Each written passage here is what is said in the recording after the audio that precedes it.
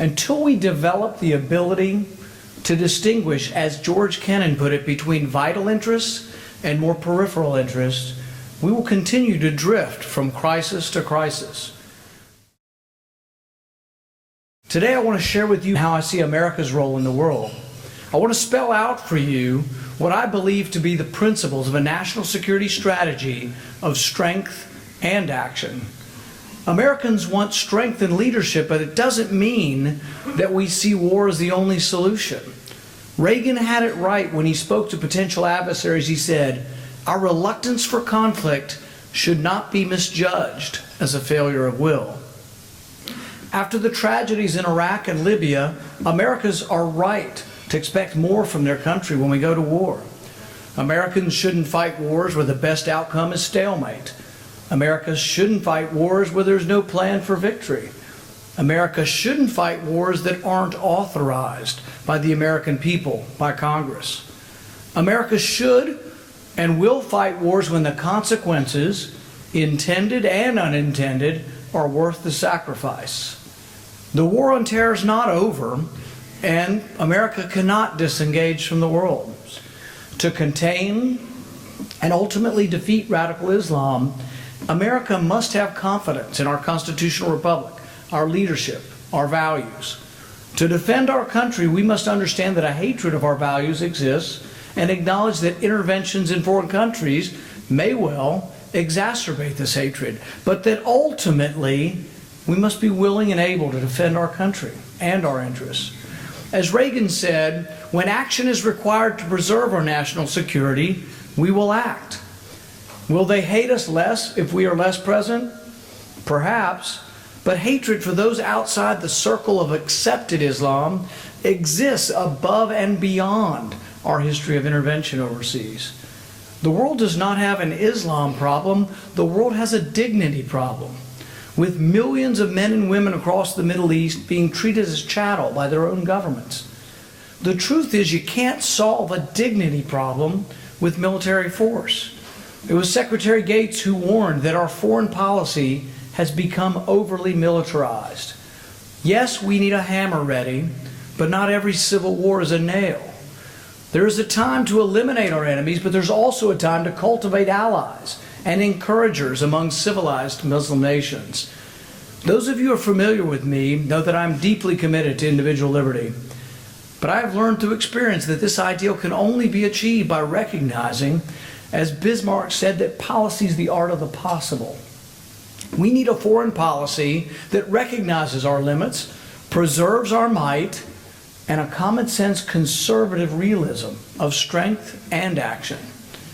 We can't retreat from the world, but we can't remake the world in our own image either. We can't and shouldn't disengage from the world, but we also shouldn't engage in nation building. We can facilitate trade, we can extend the blessings of freedom and free markets around the world. Here's how I think we could do it. Here's how I see the most important principles that should drive America's foreign policy. First, the use of force is and always has been an indispensable part of defending our country. War is necessary when America is attacked or threatened, when vital American interests are attacked or threatened, and when we have exhausted all other measures short of war. While no foreign policy should preclude the use of force, Reagan understood that the war, or that war in general, should never be the first resort. Eisenhower understood this also when he said, "Belligerence is the hallmark of insecurity." The war in Afghanistan is an example of a just and necessary war. I supported the decision to go into Afghanistan after 9/11. I still do. America was attacked by Al-Qaeda. There was a clear initial objective: dismantle the Taliban, deny Al-Qaeda safe haven.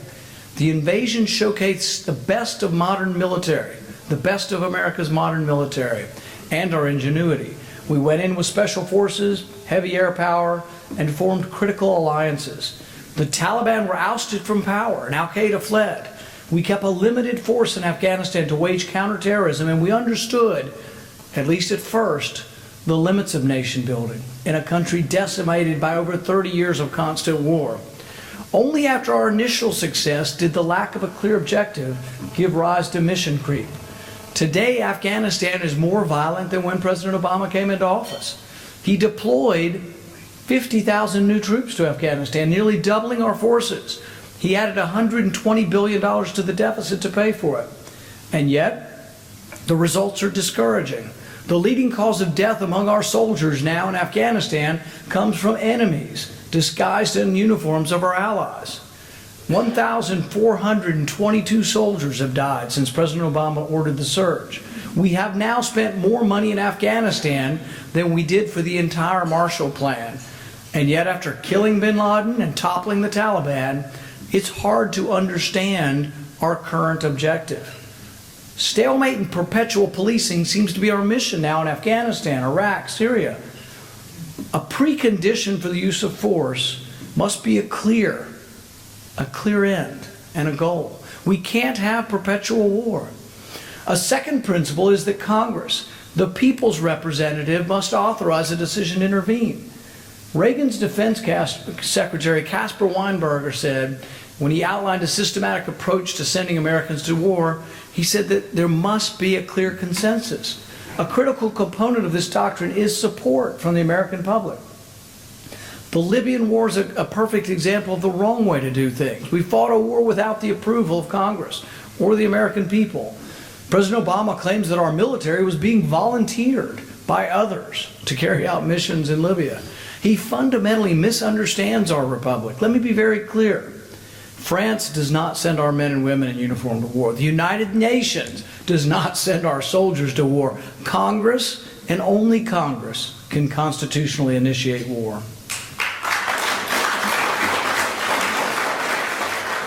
Question. Was Iraq a mistake? You're the only guy I think that obviously said that it was on the Republican side. Others are all over the place. And the question was to Mrs. Clinton, now that you've seen what's happened in Iraq, was it the right thing or was it a mistake to abandon it after we were originally there, which I think was a pretty potent question. What do you make of all this back and forth over the Iraq thing? I think all the questions are important and valid because we seem to have recurring topics. You know, it's like we have a strong man and we get rid of the strong man, we get chaos, we have the rise of radical Islam. It's happened repeatedly. It happened in Iraq, happened in Libya. Mm-hmm. The war in Libya was not in our national interest. The Obama administration, urged on by Hillary Clinton, wanted to go to war but didn't anticipate the consequences of war. Libya is now more chaotic and America is less safe. But shouldn't we ask Hillary Clinton, knowing what she knows now, would she have been in favor of the invasion of Libya and the toppling of Gaddafi? Because by all objective measures, Libya is a disaster. I mean, I call it a jihadist wonderland. Our ambassador was assassinated. A third of the country pledges allegiance to ISIS. I would call it a failed state. I would say there's a danger that there will be people organizing to attack Americans abroad and at home in Libya now because of the failed state. And we're worse off with Gaddafi gone. Was Gaddafi some great Jeffersonian diplomat? No. But at the same time, we have to, in medicine and the Hippocratic Oath, we have something that says, first do no harm. It's sort of think before you act. Think of the unintended consequences. The unintended consequences of the Iraq war are ISIS. Instability, chaos, and we're more at risk now. And we're having to go back over there because of ISIS. The same thing happened in Libya. Same thing is a question in Syria. Are we better off or worse off with Assad gone? We have people in my party who want to bomb both sides in that war. They want to bomb ISIS and they want to bomb Assad at the same time. And there are 2 million Christians over there who have lived in Syria, some of them since the beginning, since the time of Jesus, and ask them who they would rather have, Assad or ISIS. They'll take Assad in a heartbeat. So the thing is, it doesn't make Assad great. I mean, he's a guy who gassed his own people. And yet, what happens if we topple him? ISIS will dominate the region. Do you feel you've been mischaracterized in this, that you would go after ISIS then? You would take action against ISIS? I would, but I also do it somewhat regrettably in the sense that I wish ISIS weren't strong. Mm-hmm. I said a year and a half ago, we had a vote in the Foreign Relations Committee, and they wanted to send arms to the moderate Syrian rebels.